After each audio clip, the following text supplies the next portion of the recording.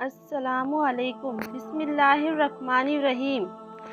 اب تک ہم نے جانا کہ پیغمبر آدم علیہ السلام سے پہلے کیا تھا، ان کی پیدائش کیسے ہوئی، انہیں جنت میں بھیجا گیا اور ابلیس نے انہیں بہکایا، پھر انہیں زمین پر اتارا گیا۔ اب ہم جانیں گے حضرت آدم علیہ السلام کو زمین پر اتارے جانے کے بعد کے واقعات۔ خانہ کعبہ کی طرف جانے کا حکم۔ حضرت آدم علیہ السلام ہند میں ایک پہاڑ کی چوٹی کی طرف اتارے گئے، پھر وہ پہاڑ سے نیچے زمین پر آئے اور زمین کی طرف دیکھا تو دور تک پھیلی ہوئی زمین کے علاوہ کچھ نظر نہ آیا، تو وہ کہنے لگے، اے میرے رب، کیا میرے سوا آپ کی زمین کو آباد کرنے والا کوئی نہیں؟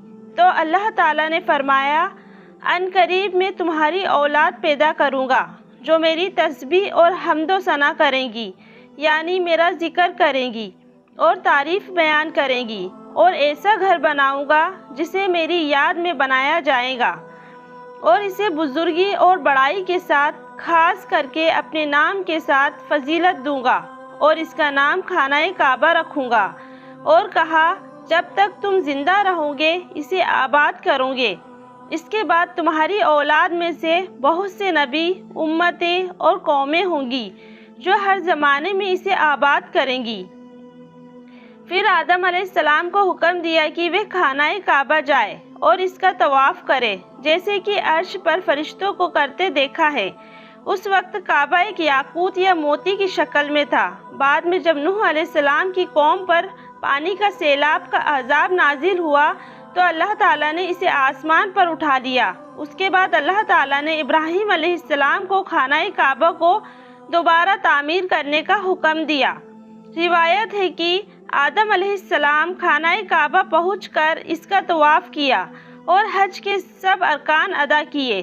پھر عرفات کے میدان میں آدم علیہ السلام حوا علیہ السلام سے ملے، دونوں ایک دوسرے کو پہچان گئے اور مزدلفہ میں ایک دوسرے کے قریب ہوئے، پھر دونوں ہند کی طرف روانہ ہوئے۔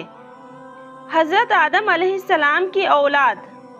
حوا علیہ السلام نے 20 ولادت میں 40 بچوں کو پیدا کیا۔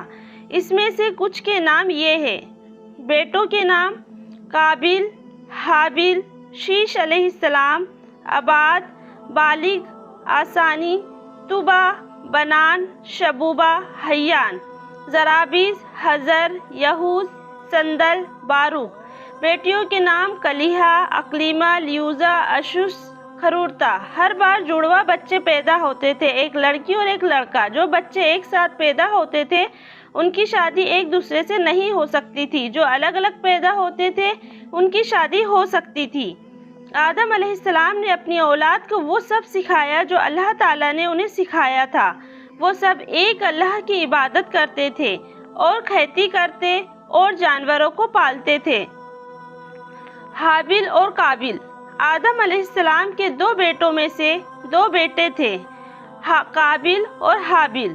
قابل کے ساتھ جو بیٹی پیدا ہوئی تھی وہ بہت خوبصورت تھی، لیکن حابل کے ساتھ جو پیدا ہوئی تھی وہ اتنی خوبصورت نہیں تھی۔ قابل نے آدم علیہ السلام سے کہا کہ وہ اپنی جڑواں بہن سے شادی کرے گا۔ آدم علیہ السلام نے منع کر دیا کیونکہ اللہ تعالیٰ نے اس کی اجازت نہیں دی تھی۔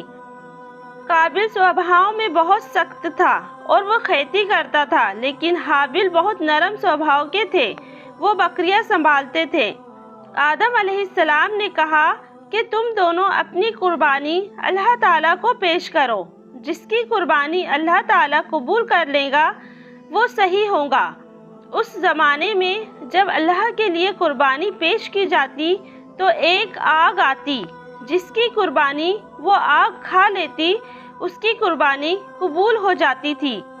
حابل نے سب سے اچھا جانور قربان کیا اور قابل نے سب سے ردی فصل کا حصہ قربان کیا۔ حابل کی قربانی قبول ہوئی اور قابل کی قربانی قبول نہیں ہوئی تو وہ بہت غصہ ہوا۔ ایک دن موقع دیکھ کر اس نے حابل سے کہا کہ میں تمہیں ختم کر دوں گا۔ اس پر حابل نے کہا، میں تم پر ہاتھ نہیں اٹھاؤں گا، لیکن قابل نے حابل کے سر پر बड़ा सा पत्थर मारा और हाबिल का कत्ल कर दिया। अब काबिल को समझ नहीं आया कि हाबिल की लाश का क्या करे, क्योंकि इससे पहले कोई मारा नहीं था। तब अल्लाह ताला ने 2 कौवे को भेजा। उन्होंने लड़ाई की और एक ने दूसरे को मार डाला। फिर पहले ने गड्ढा खोदा और मरे हुए कौवे को दफना दिया। ये देखकर काबिल ने भी हाबिल को दफना दिया। फिर जिससे शादी करना चाहता था उसे लेकर आदम अलैहिस्सलाम से बहुत दूर चला गया। आदम अलैहिस्सलाम की कौम में से जो शैतान के बहकावे में आते गए वो भी काबिल से मिलते गए। हज़रत आदम अलैहिस्सलाम के वारिस आदम अलैहिस्सलाम को जब हाबिल के कत्ल के बारे में पता चला तो उन्हें बहुत तकलीफ हुई। फिर अल्लाह ताला ने शीश अलैहिस्सलाम को उनके बाद नबी बनाया, जो उनके ही बेटे थे। उनकी पैदाइश हाबिल के कत्ल के 50 साल बाद हुई। आदम अलैहिस्सलाम ने शीश अलैहिस्सलाम को सारा इल्म सिखाया। अल्लाह ने 104 सहीफे उतरे, उसमें से 50 शीश अलैहिस्सलाम को दिए। हज़रत आदम अलैहिस्सलाम नबी व रसूल है। जिस नबी पर किताब नाजिल की गई हो और नई शरीयत लेकर आए हो उन्हें रसूल कहते हैं। अल्लाह ताला ने आदम अलैहिस्सलाम को उनकी औलाद की ही तरफ रसूल बनाकर भेजा और उन पर सहीफे नाजिल हुए। हज़रत आदम अलैहिस्सलाम की वफ़ात। आदम अलैहिस्सलाम की रूह कब्ज़ होने के बाद फरिश्तों ने उन्हें बेरी के पत्तों और पानी के साथ ताक अदद के मुताबिक गुस्ल दिया। कफन में भी ताक अदद का लिहाज रखा।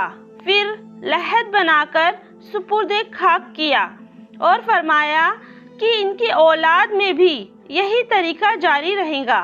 फिर शीश अलैहिस्सलाम ने अपने वालिद आदम अलैहिस्सलाम के जनाजे की नमाज पढ़ाई और दफनाया गया। हज़रत हव्वा अलैहिस्सलाम की वफ़ात। हज़रत आदम अलैहिस्सलाम की वफ़ात के 1 साल बाद ही हव्वा अलैहिस्सलाम का भी इंतकाल हो गया। उनकी वफ़ात बूज़ नामी पहाड़ी पर हुई। अल्हम्दुलिल्लाह हज़रत आदम अलैहिस्सलाम की पोस्ट कंप्लीट हुई। अल्लाह ताला ने हमें सही लिखने की तौफीक अता फरमाए और कोई गलती हो गई हो तो माफ़ फरमाए, आमीन। ऐसे ही वाक़िया सुनने के लिए चैनल को सब्सक्राइब करें, लाइक करें और शेयर करें।